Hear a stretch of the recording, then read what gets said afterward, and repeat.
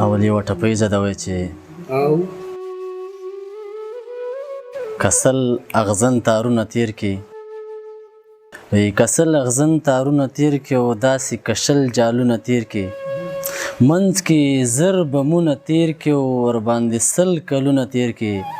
لر به د برو سره تګ راتګ کوي نه او یوه غزل ده چې په دومره لویه کچه پښتانه بیدارېدل او له داسې اوږده خوبه دا اوده بیدارېدل او اویا کاله بېهوشه و نشه د جهالت کې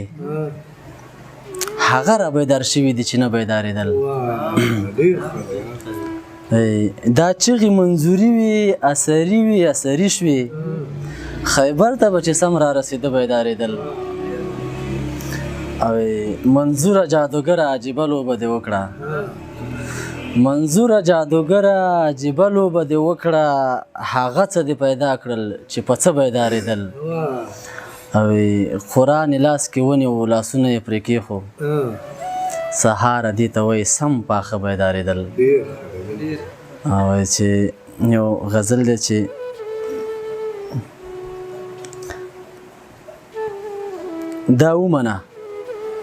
دا ومنه زما داسې لهجه ده محترمه خفه نشي دا ژبه مې زږه ده محترمه یوه نیمه خبره مې ترخه ده محترمه او یوه نیمه خبره مې خوږه ده محترمه وایي پښتون یم په ډېرو پیچیده ونه پوهېږم خبره مې یو څه ناڅه ساده ده محترمه او یریږم هسې نه چې د ملوکو تول کې لاړ شم پرته د هر سړي جب کې ټاپه ده محترمه او نیټه د مرګي مخکې وروسته څوک نشي کولی په دې آیت مې کلکه عقیده ده محترمه او دا څومره چې د ښکلې قواره ده محترمه همدومره د ناولې قواره ده محترمه او نفرت د چا نه نه کوم انسانیت باندې مین یم فقط مې ځینو نه ګیله ده محترمه او حق وایم حق غواړم خو د حق په لاره نه ځم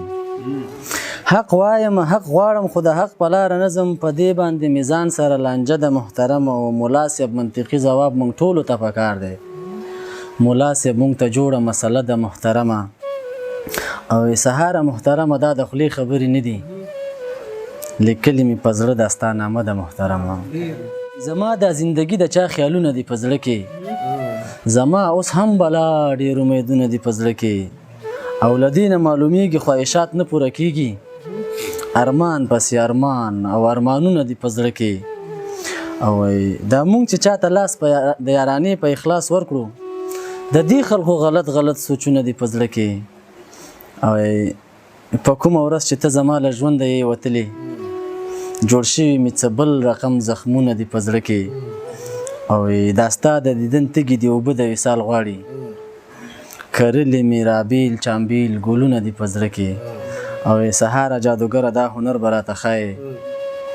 ساتلې دي د ډېرو خلکو زړونه دي په زړه کې